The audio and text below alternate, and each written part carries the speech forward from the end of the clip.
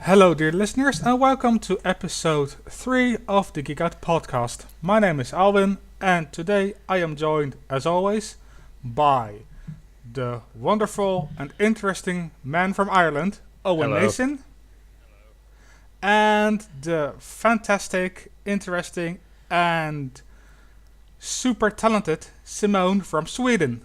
Hello. I didn't know you ate a thesaurus Worth- today, Al. Just swallow that thing whole. Well, I was hungry. I had a very busy lunch. Anyway, we're autistic, we're geeks, ergo, it's the Geek Out podcast. The structure of the podcast will be as follows. First, we will talk about what we did this week. Then, we will talk about some new stuff. And our main topic will be representation of autism in books. And after that, we will do some self-promotion. So, Simone, you want to talk about what's been going on with you? I might get a job. It's an unpaid job, but I might get a writing job at the beginning of January. That's cool. In games writing. So that's cool. Where would That you be works writing out. for? I don't know Oh. what the site's called. I got this from a friend. It's someone I knew from crack.com. I asked them if they knew a place where they needed a writer, and everything just kind of happened after there. Nepotism! No, that's when it was family. Yeah, that's what nepotism is. Isn't that when What are you talking related about, someone? Like, Al? yeah. Yeah, we're talking about. I know there's a word, I know there's another word for it when you're not related, but you're friends. But it's not Friendotism. nepotism. Friendotism. Yeah, that's friend, probably it. friend, autism. Wow, that's That's fitting. not what I meant. I know. Oh, Alvin, you and your puns. That was a pun? Yes, indeed. Okay. I think so. Of It was course. pretty bad It was pun, so but bad that time I didn't even recognize it. most of them are bad. Working as intended. And have you played any games or watched anything? I haven't played any games, but I watched Van Helsing, which I really... The movie Or or the TV anime? show. Yeah, I think. Neither. Yeah. It's a TV series. Oh, Is that the Yeah, one I on watched Netflix? the TV show. I liked it a lot. That show? It's on. Oh, It's okay, not. yeah. It's a sci-fi channel first. Yeah, that's the one. Because But it's on Netflix I too. think that's where cool. we get it in the UK and Ireland is Netflix. Yeah. You know what's weird? When Netflix is like, hey, we're gonna be the distributor for this show in this country, they say, hey, this is a Netflix original. But it's not. Exactly. That's how I reacted to it, because they did the same thing with iZombie. And Star Trek And Discovery. with Orphan Black. That's apparently Yeah, a and it's Netflix like- original, but it's a CBS True. show. But I've always never kind of understood network distribution stuff. Because, for example, we in Europe don't get a show called Lucha Underground, but Netflix US does. And the reason we don't get it in Europe is because Germany has a television deal. So they can't really put it on any European servers or have any deals with it because it's not on TV. It's on TV in one country, but it's not on any streaming services. So, But it's not like, because Netflix Yeah. libraries in Europe are divided by country. So it's not like, but that's television in What? general. It's always been this weird thing where internationally you can have a Fox show and a Fox TV show and a CBS show on like the same block.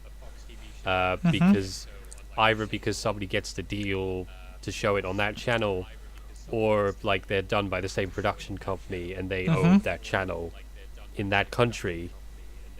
It gets all complicated. yeah. Like it's very bizarre. Yeah, it's what happened with shows on the CW. Lots of shows on the CW Okay. are at least on Dutch Netflix. And Oh. they get the new episodes. You know, like Crazy Ex-Girlfriend, Arrow, I think Supergirl 2, Legends of Tomorrow. Like all those shows appear I the guess day it after depends on broadcast on, our on side. Dutch Netflix. In the UK and Ireland, it's on Sky, all the superhero CW shows. But then iZombie is Right. on Netflix and Riverdale's on Netflix. Even though they're also CW shows, So it's Weird. confusing. Like I don't know how that all works out. Yeah.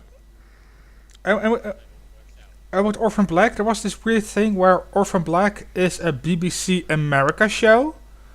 So it couldn't appear on UK Netflix, but it did appear on Dutch and Well, it other was on UK European Netflix. Netflix. So Orphan Black. weird.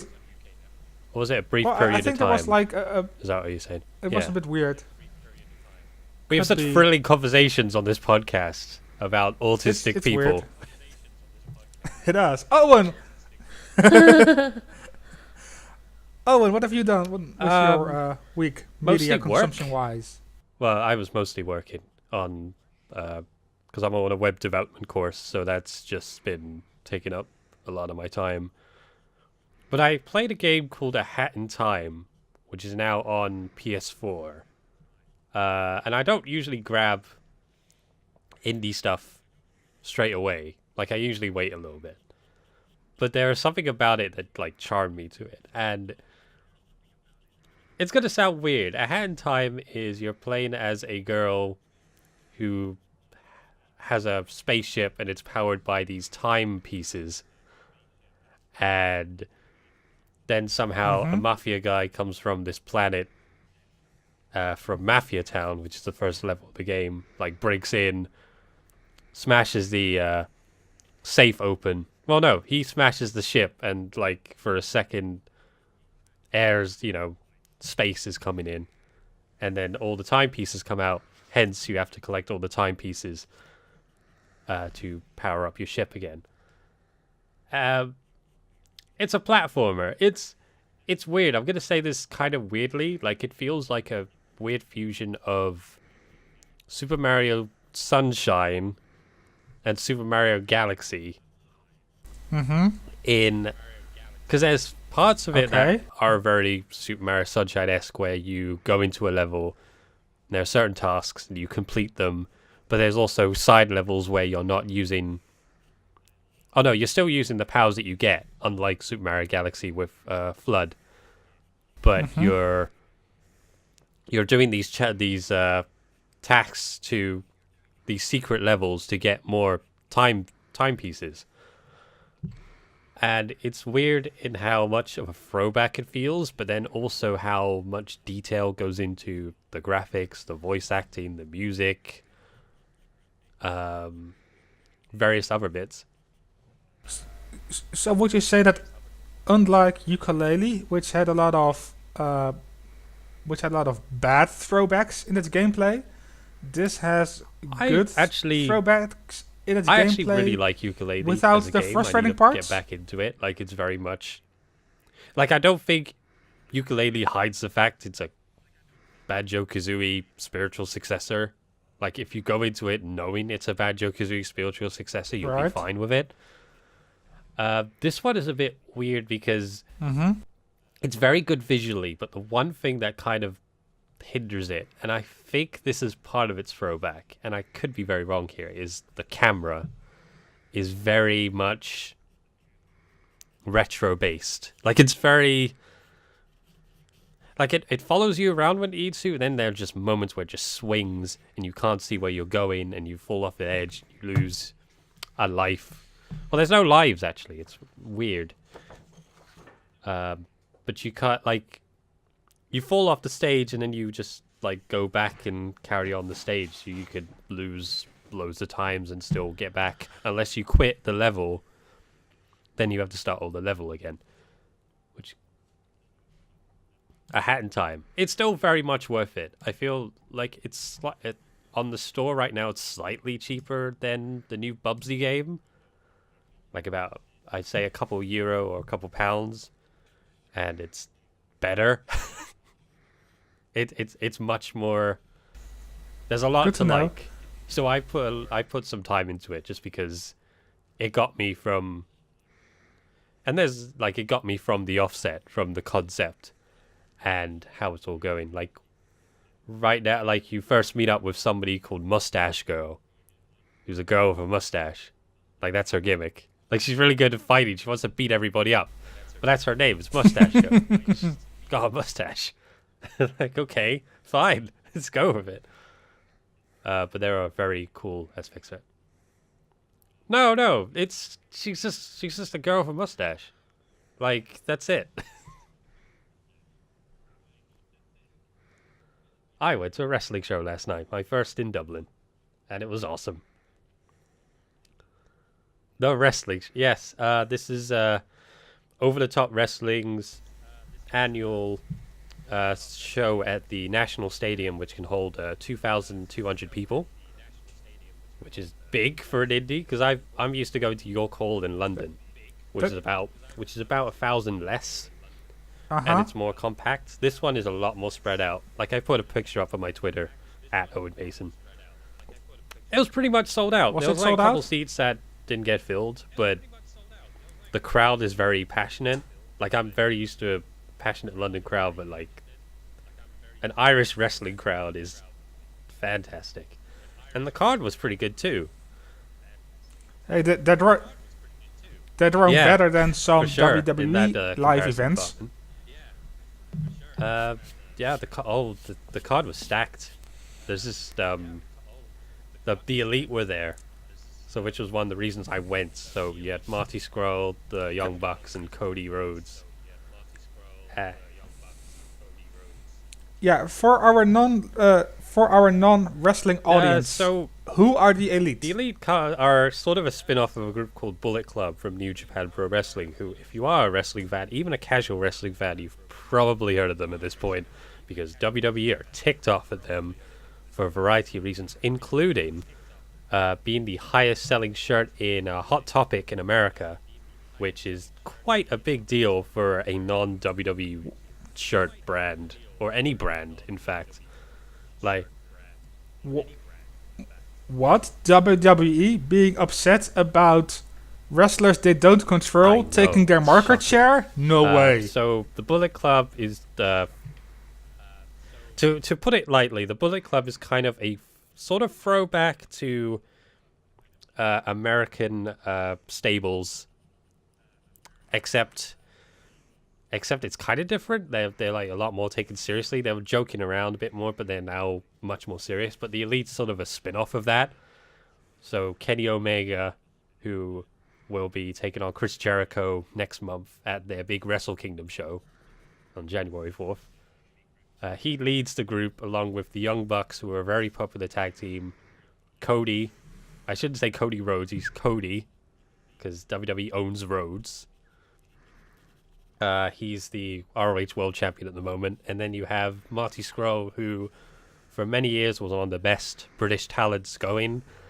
And now he's on a much bigger stage, which makes me happy, because I remember seeing him at York Hall taking on Jushin Liger. No, he wasn't taking on Jushin Liger. He was taking on Hiroshi Tanahashi, which is a bigger deal, actually. So that was very cool to be a part of that. And they have a web show called Being the Elite, and they filmed something for that, because they usually do it at the shows, which actually is really smart, because it makes them much more marketable. You know, like if you go to an Elite show, you'll get something different. So I don't want to describe too much, but basically I believe it was Nick Jackson. They were taking on, there was Nick Jackson, there was the Young Bucks, Marty Scurll against Dalton Castle and the boys, and Dalton Castle's very flamboyant, but he's not. That isn't part of his gimmick. He's a really good wrestler, but he's just like flamboyant, and he has these two people accompany him called the boys. So to try and describe it, Nick Jackson had one of the boys in a sharpshooter position, and he was playing Santa Claus. So he got on the microphone and he wanted Marty Scurll to sit on his lap and say something for Christmas. And it turned out what Marty Scurll wanted for Christmas was Dalton Castle, until Santa Nick said, "You're very naughty. You've been a villain all year, so no presents for you," which made the crowd very sad. Wrestling is fantastically weird. Wrestling is weird. I don't need to get started on the hardcore match, which I'll be here all day if I talk about that. Jeez. Let's save Yeah, that for definitely. maybe a spin-off, one-off episode where we geek out about wrestling. Simone, fallen asleep. you still there? Sorry, we're boring. I'm still there, yeah. Okay. I fall asleep. I'm Just- not. You're I'm a not a decent wrestling person, fan, sadly. Simone. That's Just good. for reference, Okay. Kenny Omega is such a good wrestler. He had multiple 6 stars out of 5 stars matches. What does that mean in layperson terms? Well, 5 out of 5 stars is a perfect 10. So 6 out of 5 stars is better than perfect. So as for me, I've watched some Brooklyn Nine-Nine, which is Me too, a comedy actually. show You haven't I really love. The newest season's on Have you- Netflix UK yet. I'm annoyed. I want to catch up.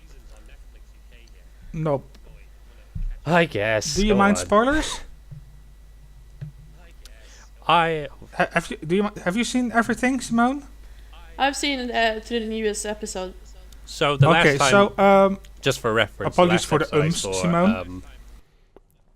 Peralta and I forgot the Captain Holt. Yeah, they were on witness protection. That's the last time I saw it. Yeah. oh yeah, in Florida. Well, spoilers for episode 9 of season 4 of Brooklyn Nine-Nine.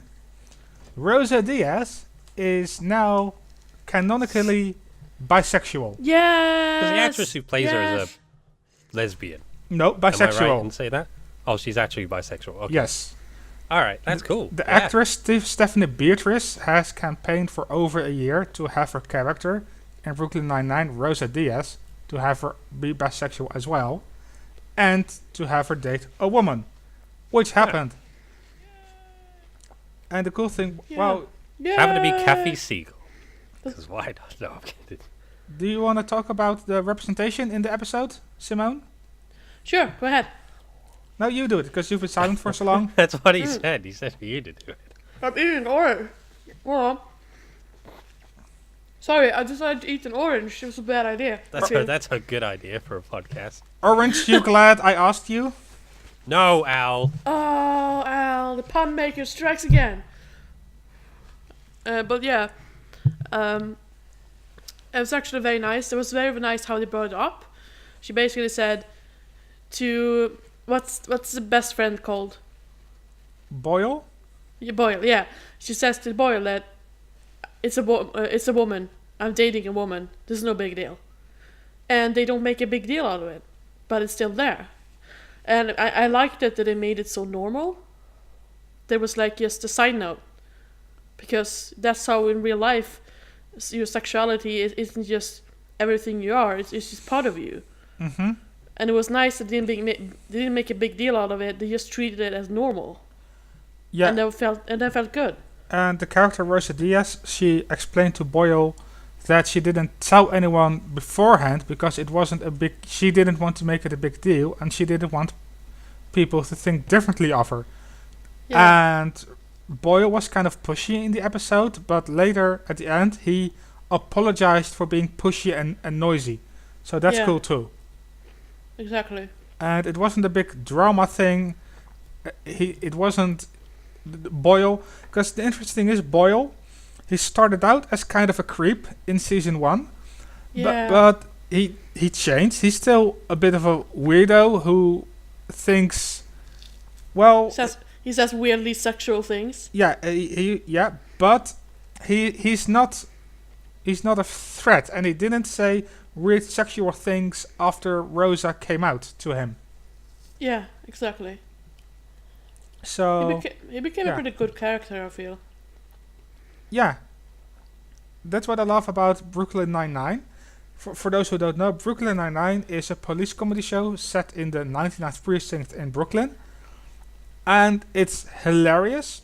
And they work with character types, but not so much stereotypes, which is what I Yeah. like. I'd say the only 2 stereotypes on Brooklyn Nine-Nine are Scully and the other guy, the 2 old white guys, Hitchcock. Yeah. Scully and Hitchcock, who are very bad at their jobs. Yes.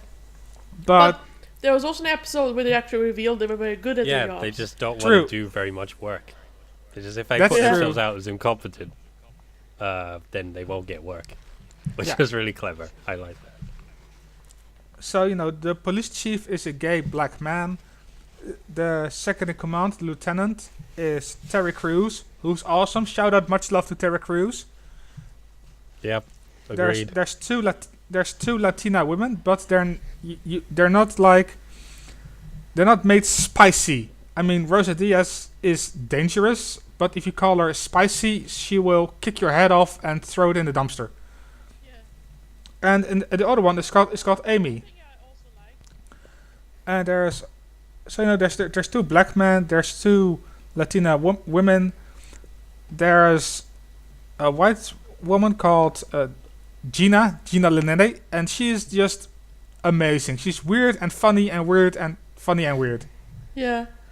And there's I like the episode when everyone eats cement and she's like, "You just ate cement!" yep. It's- ah. It's a hilarious comedy which doesn't punch down. Yeah. It's very progressive, actually. even. But it doesn't shy away from important issues. Yeah, I like the episode where Terry gets stopped for being black, Yep. and they never made a joke about that. They took No. it very seriously. Mm-hmm. The only times they sort of made jokes about it was about, how ridiculous the situation is, but Yeah. they never made But fun of Terry for being arrested or for feeling bad about it. Exactly. That's what I really liked.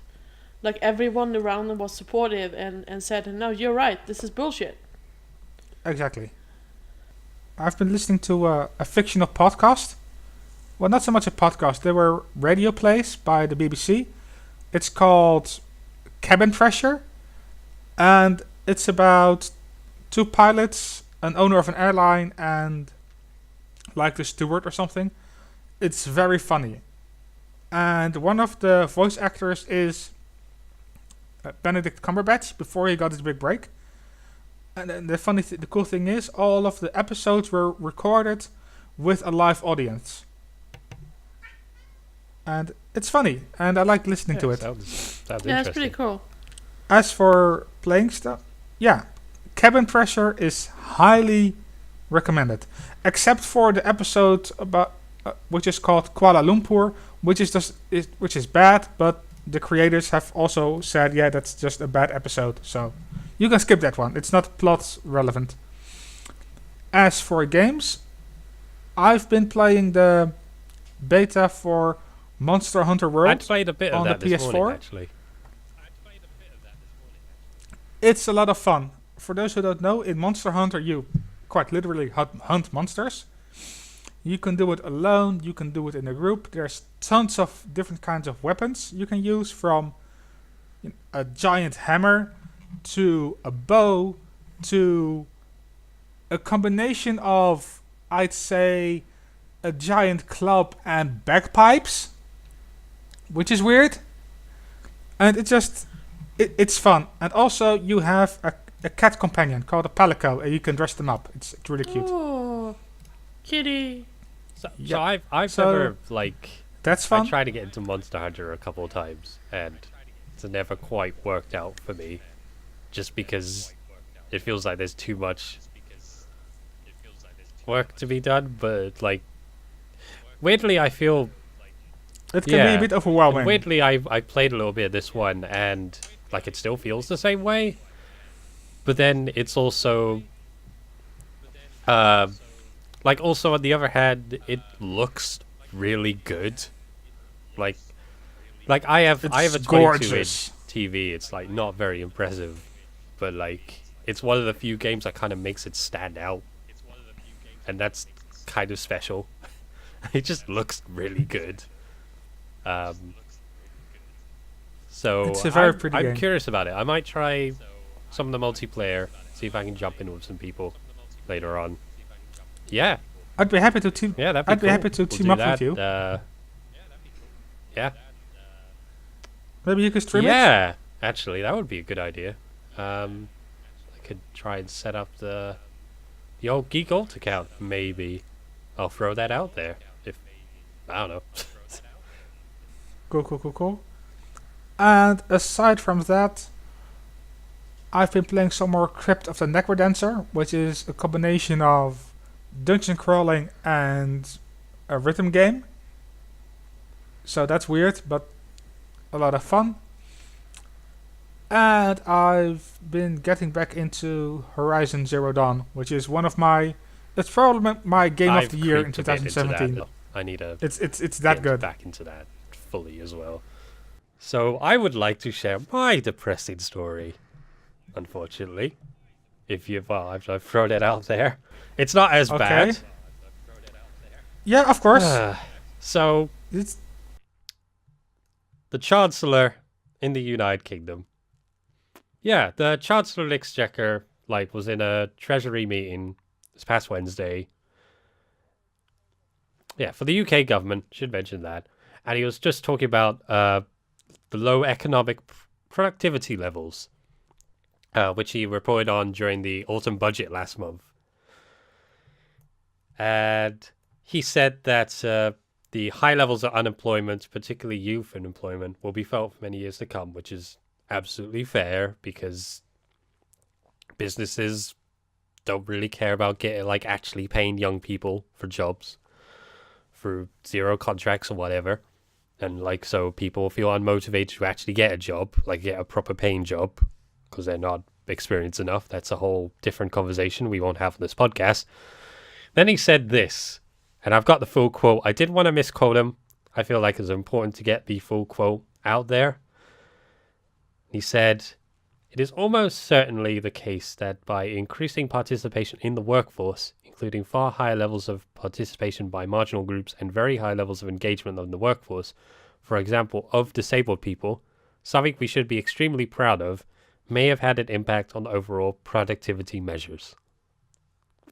And I like the fact he added something we should be extremely proud of to something that's basically saying disabled people are responsible for low productivity in the economy. Yeah. No. He doesn't cite any evidence. It's just his opinion, just probably. Yep. It's so ridiculous. He didn't cite any sources, no numbers, nothing calculated. It's just, well, there's a lot of disabled people working, and they don't work as hard as non-disabled people, so that's probably why. It should be pointed out, in this article as well, which I'm getting from The Guardian, there are, and these are statistics that Scope, the charity, have put together, but there are 7 million people of working age in the UK who have a disability or working condition, but only 47.6% of disabled people are employed, compared to the 79.2% of non-disabled people. So he's essentially saying that I'd say less than 4 million people are responsible for low productivity levels, or a part of the responsibility, along with marginalized people. I know. We are that powerful. We're bringing the system We're causing down. people to not work because we're working. What? Ugh. So yes, Yeah, that's bad. that sucks. That was sucky to hear. Mm-hmm. Especially since Yeah. that's not to say people with disabilities aren't in there's a lot more places taking people with disabilities or special needs on frontal jobs. There are companies like Waitrose and Tesco have done that, but there's still problems with how they treat sort of certain mental illnesses. From how I've spoken with other people about this topic. So for basically the head of budgeting in the government, to throw that at other people, even unintentionally, that's I don't know what to say. And there's a whole thing in the UK about the treatment of people with disabilities or special needs. For several different factors. I could go into a few personally myself, because I did work with Scope at one of their day centers a couple of years ago, until essentially like governments were cutting funding to charities, and thus they cut funding to like the charity cut funding to programs, and the programs included the day centers, and so I was out of work essentially, and they couldn't get me anywhere else. So that's my own experience of that personally, not just as somebody working, but as somebody who was responsible for people with special needs who now don't have anywhere that they can try and get skills as an adult. So yeah, that's sucky. So let's go on a lighter topic, Al.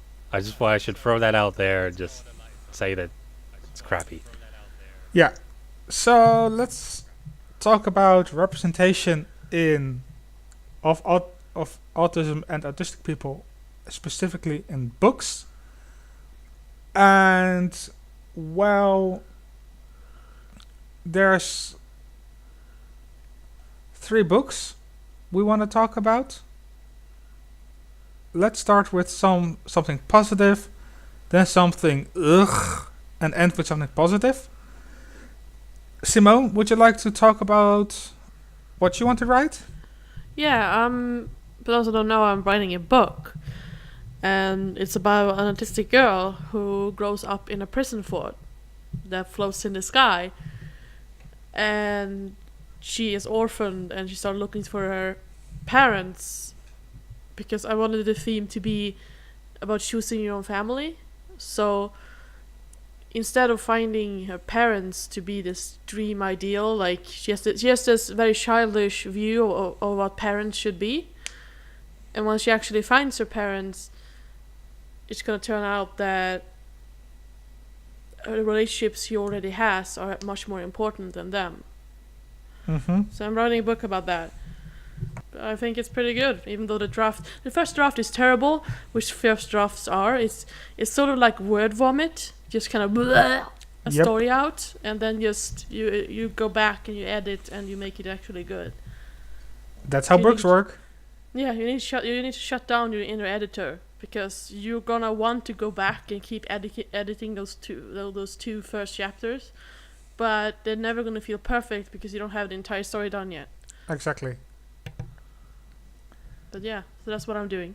Cool. And to you, as someone who's writing, what's important to you when writing an autistic character?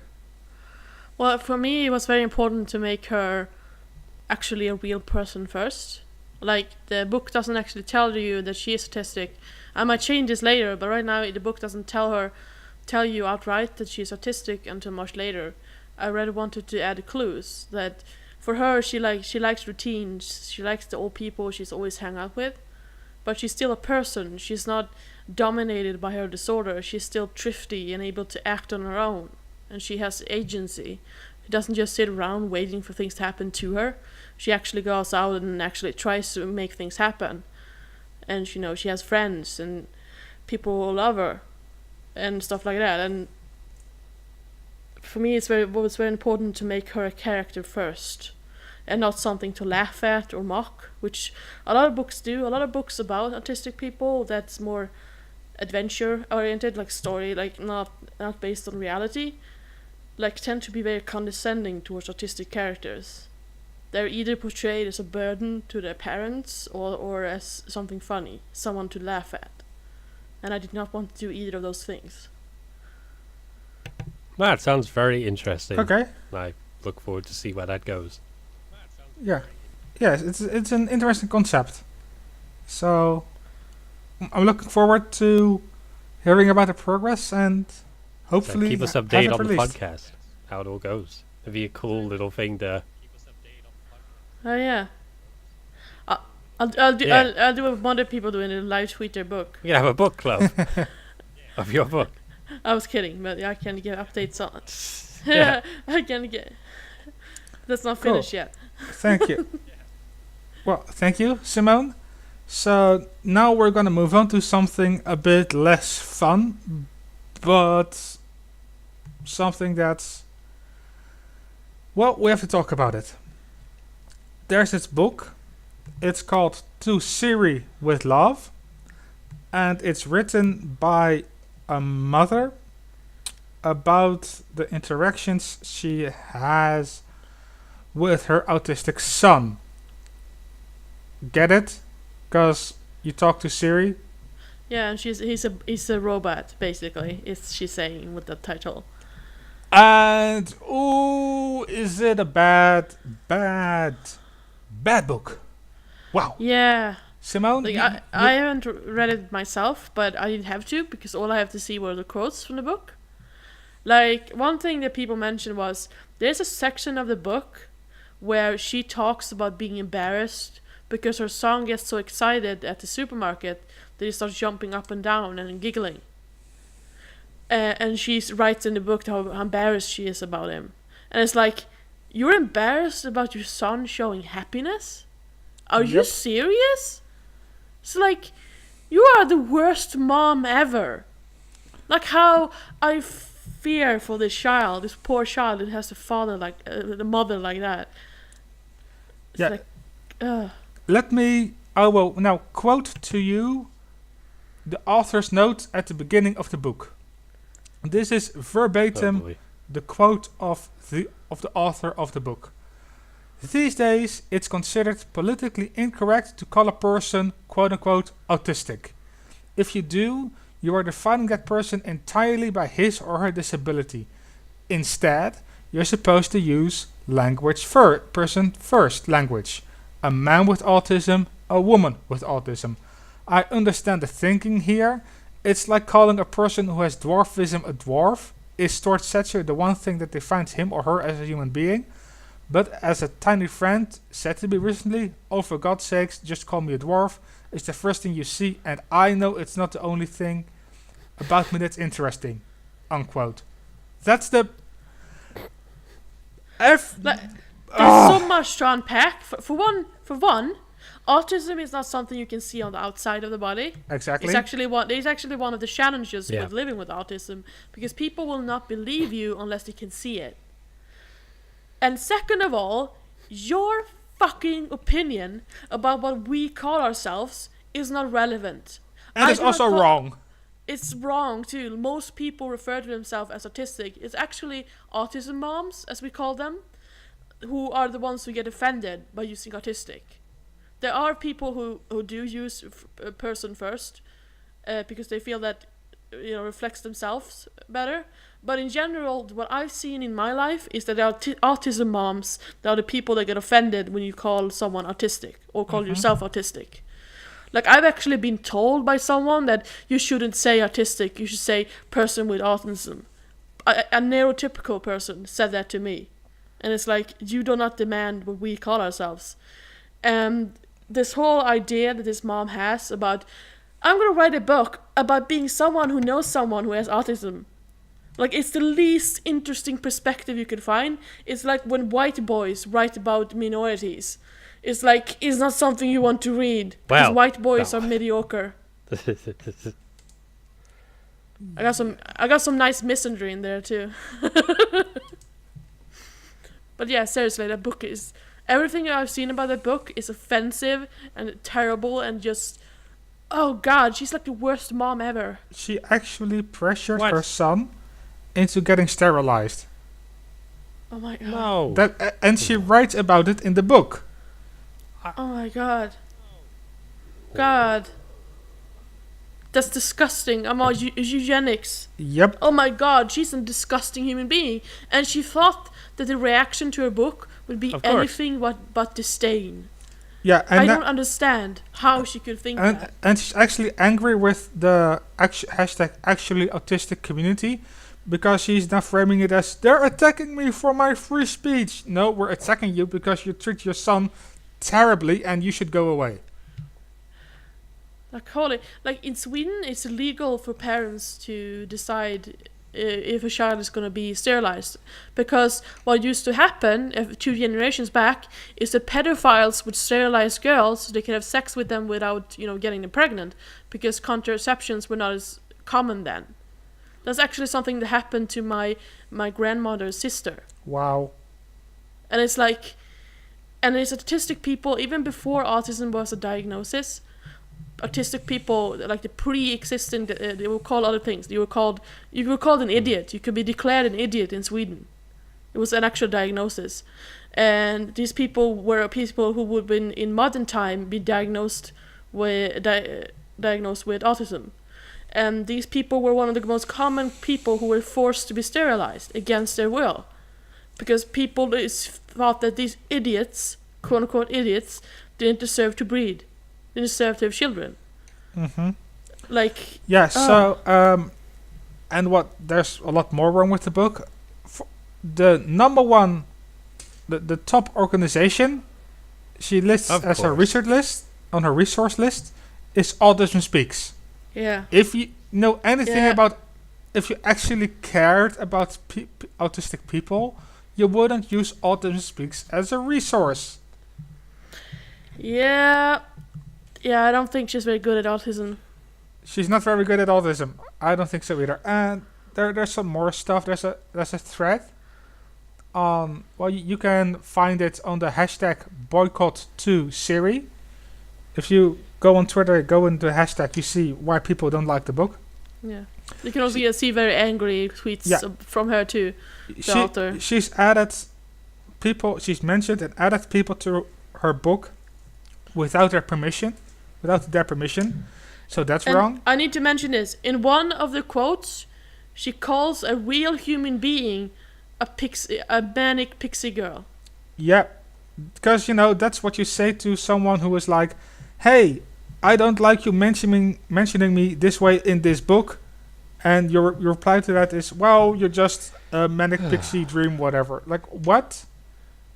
Yeah, it's like manic pixie dream girl. It's a trope. If people don't know, it's a trope in literature and movies, and it's a very offensive thing to call someone. Yep. Because there's a reason why manic pixie girls only exist in fiction, because in real life people are more advanced in what they look like.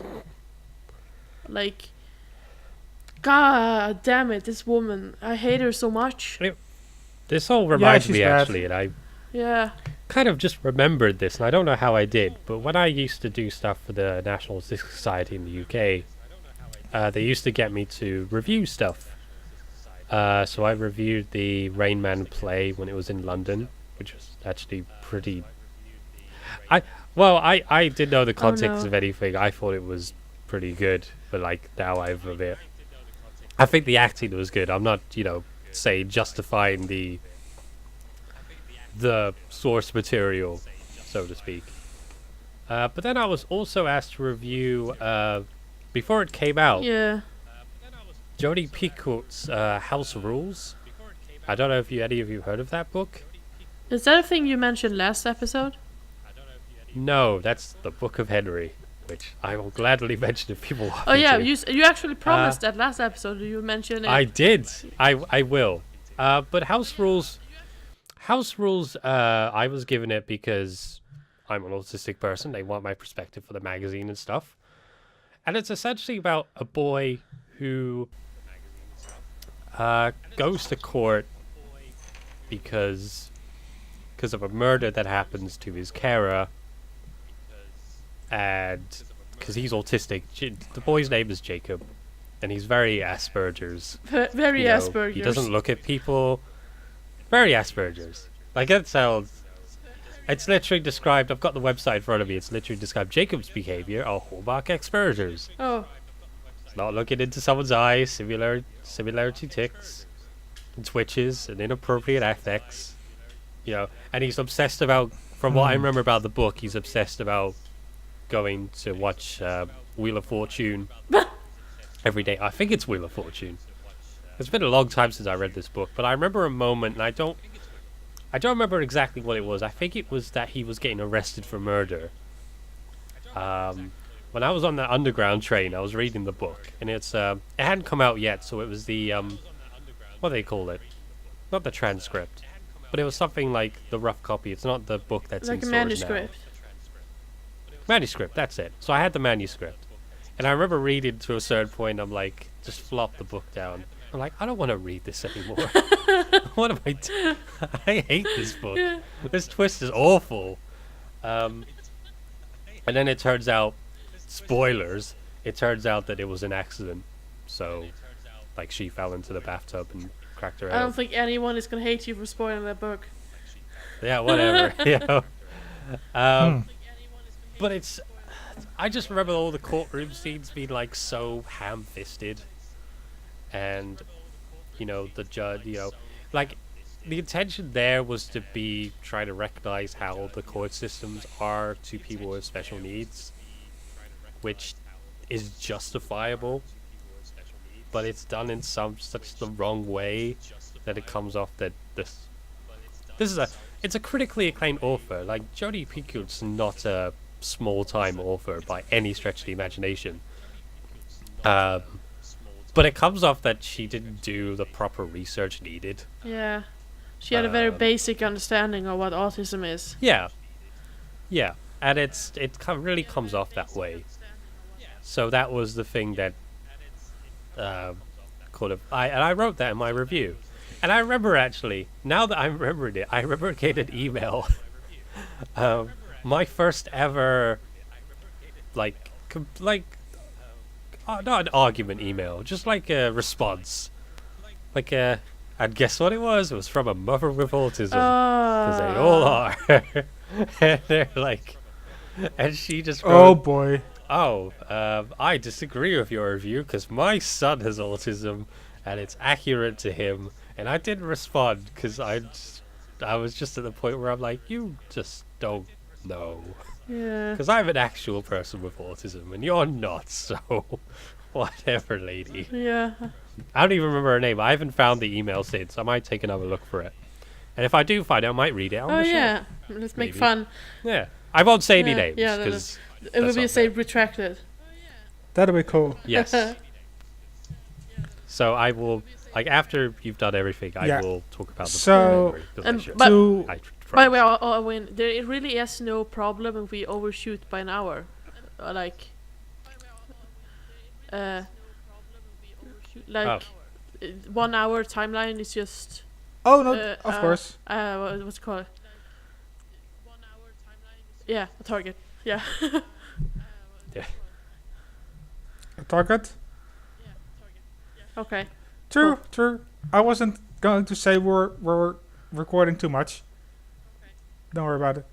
I just wanted to move on to the next They subject, exist. which is a book written by an What? actual what did autistic you say? person. Well, Starring. well, until Simone's book comes Yes. out. That was Yes. the only one. A book by an actual autistic person. The book I is just realized called you On forgot to tell us the what book, Edge of book about Gone. Henry. No, I'll do that Okay. at the end. It's a movie, so Oh, it's okay. not a book. So it doesn't All right, make sense. continue, Alan. The book is called On the Edge of Gone. It's written by Corinne Duivis, and if you don't know how to write it, just Google On the Edge of Gone and you'll find the author as well. The writer is autistic, and she wrote the main character to be autistic as well. The cool thing about the book is that since it's in first person, you get the inner thoughts of the main character, including the things where she has this internal process of not knowing what the right thing is to say, or noticing that she's doing like a showing a tick, something like that. And it's written really well, and it's not like it's, oh hey, it doesn't start off with my name is so and so, I'm autistic, ergo blah. No, it It happens. doesn't sound the like story just goes. Sam, 19, And autistic. The dot. plot. I've read books that start Exactly. like that. Exactly. The plot of that's bad. So the plot of the story is it takes place in Amsterdam. The plot is that there's going to be a disaster. A comet is going to hit Earth. Nobody knows where exactly. And the main character is supposed to go to a shelter with her mom and sister. But her mom is late and everything is a bit, it's a bit tense. And yeah, it's a very well written book. I recommend it. It's tense. It's exciting. It's just a bit weird to, being a Dutch person, reading all of these Dutch names in an English book. That's a bit weird. But aside from that, there's casual queer relationships. Her sister is a trans woman, but it's never mentioned as such. The only way you know her sister is transgender is when she thinks back about the time when someone would bully and misgender her sister, Oh, and that's the only that's cool. way you know her sister is transgender. So again, the book is called On the Edge of Gone. There's an English version, there's a Dutch version, there's I think also a Polish and I don't know if there's a Polish version, but there's also an English audiobook version if people want to read Very cool. or listen to it instead of reading it. So yeah, On the Edge of Gone. Hold on, I'll link you the... Hot clicking action. or did I already link you the thing? Yeah, I already linked it. I was Cool, about to cool. say, Okay. no wonder you like it because it's Dutch. Yeah. So that's why you brought it up. Well, you know what they say. Look, as they say, as the finishing touch, God created the Dutch. He's like, oh, I'm slacking off here. As an afterthought or Here's mistake. here's the Dutch. No, it's like the cherry on. It's like the cherry on Yeah. top of ice cream. Would. Okay. Oh, if you say so, I haven't. We're not that good. How dare you? We're gonna get angry letters from Dutch people.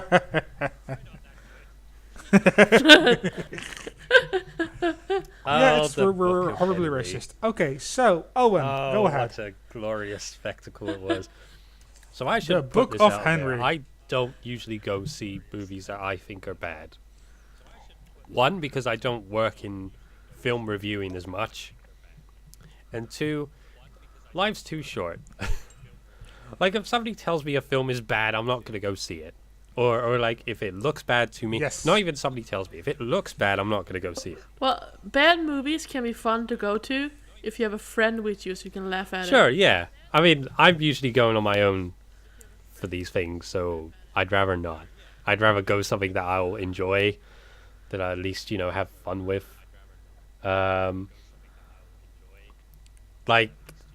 Like I've seen a lot of films this year I've had fun with. But I feel like when I heard about the Book of Life and I heard about how bad it was and I saw the poster, I'm like, my curiosity urge perked up. And I was thinking, wait, this looks like a family movie, a smooth, hey, this is like a cheesy movie.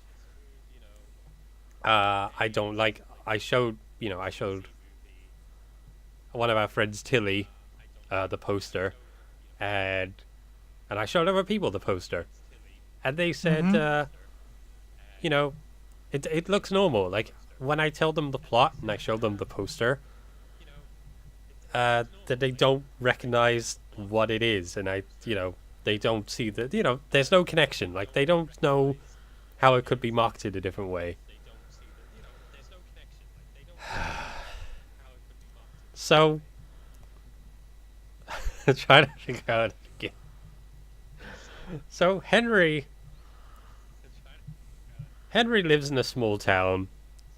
He's a boy genius. He gets promoted. You know, he's gonna get promoted up to school. He builds like Rube Goldberg machines, which are the things you see in like Chitty Chitty Bang Bang or whatever, that are contraptions that shouldn't really work but somehow do, and they make you your pancakes or whatever. He's a very protected son. He's writing something. He's very intelligent, and it's implied that's because he's autistic or has Asperger's. Like, they don't really overtly, but there are hints. Oh, there are hints. No. When you say, oh no, it's going to get worse. It's going to get worse from here. So Henry falls in love with someone named Christina, who's one of his schoolmates. Of course. And a next door neighbor. Why not? Yeah. But it doesn't go the way you think. It goes another direction. So next door, Christina's dad, Glen, is a police commissioner. And the implication from how he treats her, stuff like this, is that he is abusing Christina. Of course. Like, So it's going to be a savior trope. Oh, why? It's I. it's so expected. It's not. You're right, Yeah. but in the of next course I few am. minutes, you're gonna be so very wrong. Uh, So they try and report it. Nobody listens because Glen's the police commissioner. Like, nobody wants to investigate. People come just to say, oh, we're doing this for routine. Is everything good? Yeah, she looks healthy. See ya. So then afterwards, Henry gets a seizure. oh. And it turns out he's been diagnosed with a brain tumor. Oh. And after surgery, the surgery What? doesn't go well and he dies. What? Henry dies in the first What? 30 minutes of the movie. What? Henry's dead. What? But Ah, it's called this is where the the book comes in. It's called the Book of Henry. So, Okay. What? during all this time, he's writing something in a book. And nobody knows what's in this book. He tells, before he tells his little brother, who's played by Jacob Tremblay, who has gone on to do much better movies. Thank God. See, he was in something before this. I forgot what it was, but it was really good. So, he tells his brother, don't read the book. Or don't, promise him not to. Oh, no, he gives the book, so he wants to give it to his mum. Tell him not to read it and give it to his mum. Now, what I'm about to tell you is completely real. I have not made any of this up. This is not my imagination. Okay. I'm looking at the Wikipedia article and I still don't believe it happened. So it turns out in the book, so the brother reads the book. He goes down to his mother and he says the following. Mum, I think Henry wants us to kill Glen.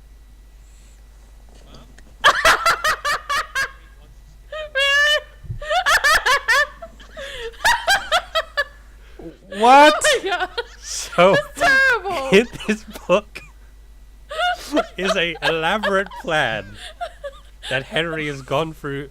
In the first 30 minutes, he looks at different places, he goes to different stores, he checks out the routines, he does all this, all for an elaborate plan, so then his mum can kill the police commissioner and hide the evidence that she did it. Oh my god. That was not what I was expecting at all. I know. What do you think I was feeling in the cinema? Seeing this. Let's kill Glen. My god. What? I was imagining him being like a prophet or something. No. Like the book of No. Henry, and it's like, no, this is a fucking kill book. I'd like to note right now, this is a PG movie. With murder. It's a movie you can watch with your kids. Wait, what? Murder. A movie involving the things you mentioned Yeah. is a God. movie parents should watch with their children. Yeah. That's like saying, yeah, let's So, watch Not Jessica only Jones. does It's a he have family the show. book, Henry also recorded cassette tapes. So then, Of his mum, course. who I should point out right now is Naomi Watts. Of course he did. His mum's Oh. played by Naomi Watts. Yes, quite.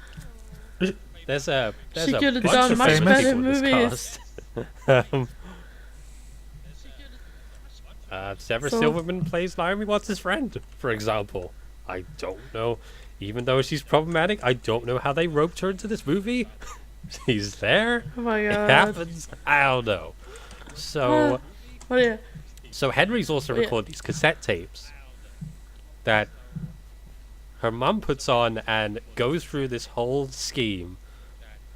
And essentially, what's supposed to happen is that Glen is supposed to be at home whilst her daughter is performing. So what the plan is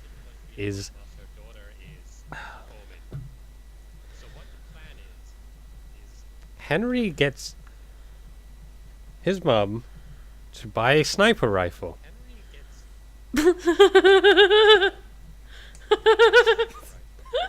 And the plan is What? How? she's supposed to lure Glen out from, because they have a clubhouse as well. Henry's built this whole clubhouse. So she's going to take aim from the clubhouse and shoot him in the head. I'm just and then imagining this in my head. throw the gun in the ravine that would hide the evidence. So, as it turns out, So, this doesn't quite go to I plan. have a question. Like, Okay, yeah. wouldn't the police just kind of notice that? Oh, she has a receipt, or like, these people in this gun store remember her buying a sniper rifle yesterday. So here's where the parts where Henry knows about everything. So Henry knows about this guy who made like a purchase that they shouldn't have made. I think it was for an assault rifle Yeah. from one of the other people. So Henry gets his mum to essentially go, well, I know you did this. You give it to me for a lower price. You don't tell anybody, or I'll tell everybody about this illegal purchase you made for a gun. So that's how they do it. Ah. See, Henry's very elaborate. He knows how to murder. Yeah. Yeah. He knew how to And murder. it's very good that he recorded these and prepared this book. Yep. Like just a month or something before he died of a tumor. It's an elaborate... like, he wanted to do the plan and then he died. Okay. So he was going to do the plan.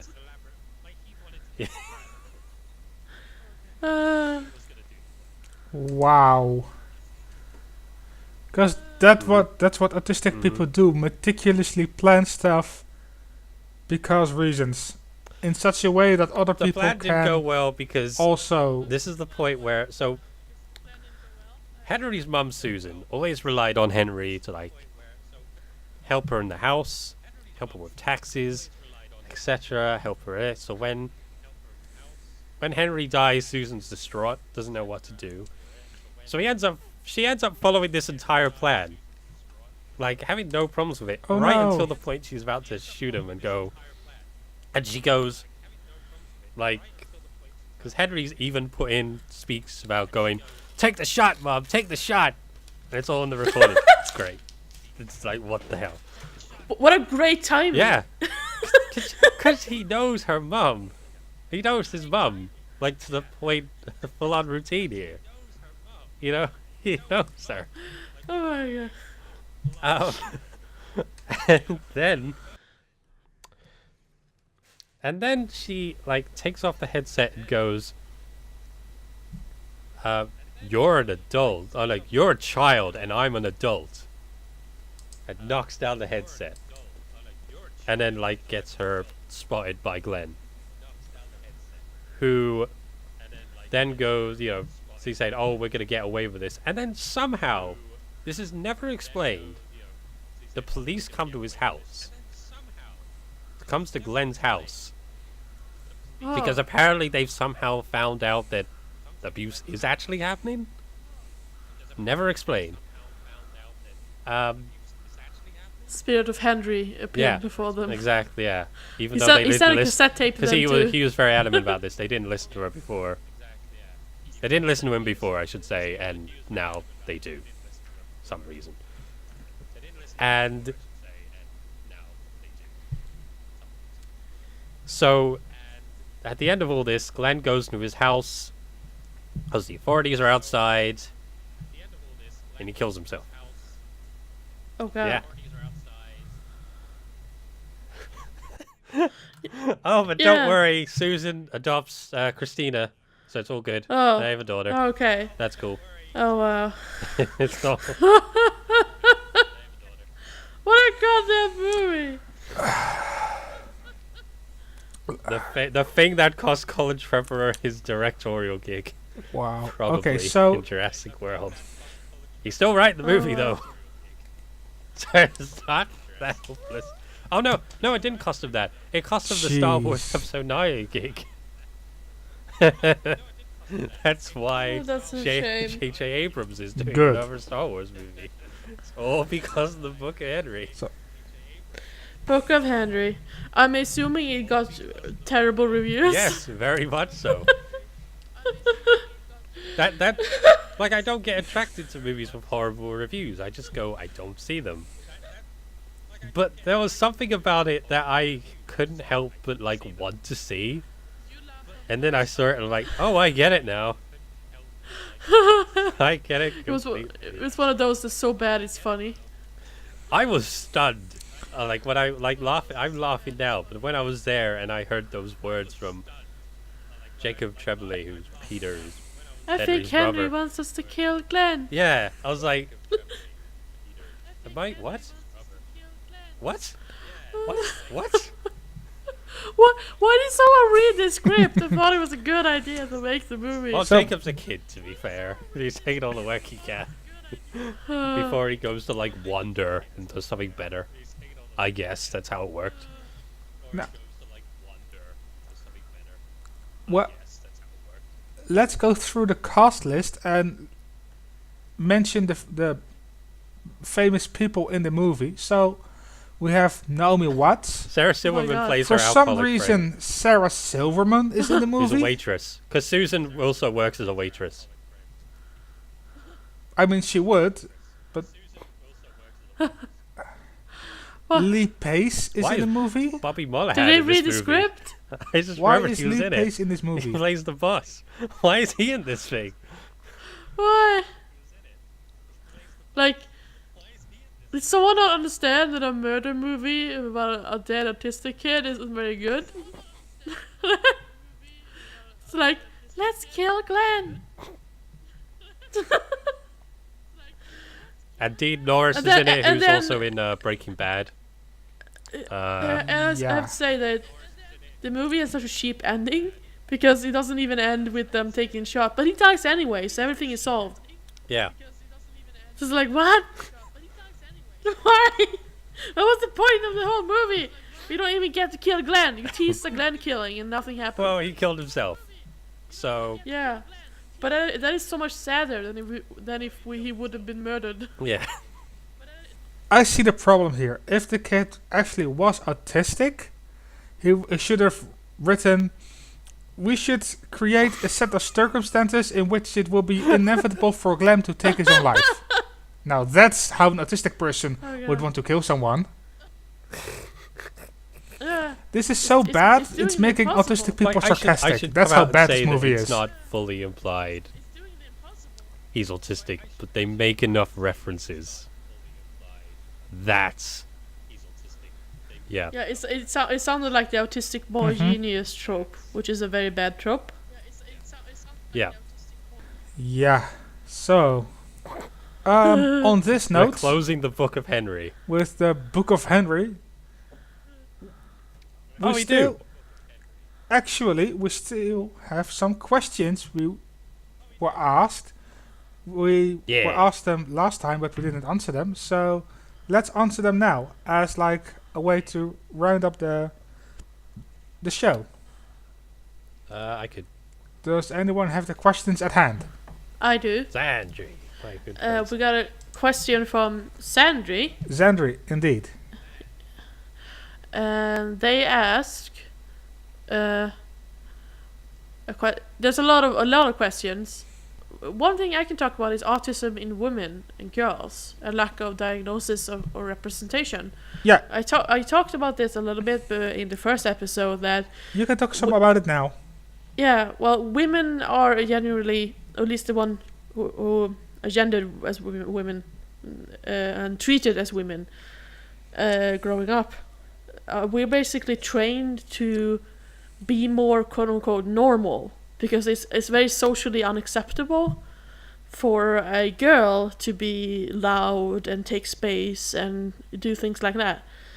So our diagnosis can become more hidden because we appear quote unquote more normal. And there's actually a trouble. That's why there's a lot of women who find out they're autistic when they're adults. And they realize for long that something is wrong, but nobody else believed them.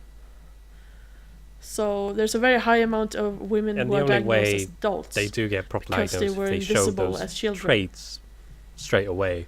As somebody who's been with enough, who's had a lot of friends who are which are women with not autism, like that's the only way they get recognized at a young age is if they show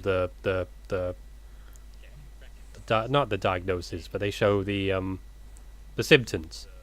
They show them straight away. symptoms. Yeah, like my mom actually had to struggle to get a diagnosis for me, because they didn't want to diagnose me with autism. So I got my ADHD diagnosis first, and my autism, my atypical autism was what I got. I got it much later, like a few years later.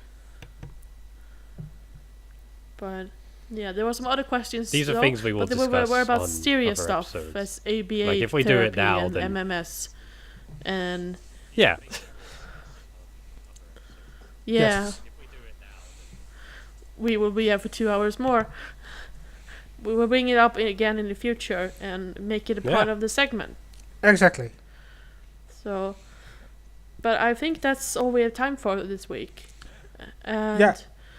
Let's have this as a tease for next week. Next week we will talk more about diagnosis and quote unquote treatment of autism. yeah. So we'll see you next time. Hold Thank up, you for hold- listening. But sorry. She has to take a plane. Before you have we to go to go, Sweden. Simone, Very awkward. where can people find you? Oh yeah, you can find me at Ah, Madam Plump. you should be specific. We're autistic, Oh, yeah, you know, it's Al. awkward. Where Or can if people if find or- you on the internet? Yeah. Or if otherwise, if you're a very good swimmer, you can get here in a few years. But yeah, you can find me on Twitter at Madame Plumpette. Where can we find you, Owen? You can find me at Owen Mason. And you, Al? And you can find me over at Bad Asperger, and you can find the podcast on Twitter over at GeekAut Official. Or is it official? That was too long a gap, Al. Sorry. I'm sorry. GeekAut Official. You can also find us on Facebook, GeekAut, and on SoundCloud as well. It's Geek Out Official on Facebook as well. GeekAut Official on Facebook as well. We upload to SoundCloud, but do we upload to YouTube as well? Yes. Yes, we do. Cool. You have to Google it for the moment, but if we get 100 subscribers, we can be able to change the domain to GeekAut Official, which makes sense to do. Excellent. But we can't do it right now because, like, you just search on YouTube for GeekAut, and you'll find it. Yeah. It's annoying, but that's why. Please subscribe to the podcast. Like, please subscribe to the YouTube Yeah. channel, and we can get that all done. Exactly. And if you have any questions for us to answer in the next episode, please let us know on Facebook or on Twitter or send us an email. And Owen, what's our email address? It's geekautofficial@gmail.com. That's geekautofficial@gmail.com. I've been Al, and I've been recording this. Don't do that again. I've been what? I'm being a professional host. A to the L. What? Well, I didn't. I'm Al. I've been here alongside Owen and Simone, wishing you a very happy holidays. Oh, we should mention next week, Al, you're not going to be here. I will. Oh yeah. I will be here next week. Oh. I won't be here the week after. I won't be here on the 24th. Oh, no, you won't be, yeah. I will be here next week.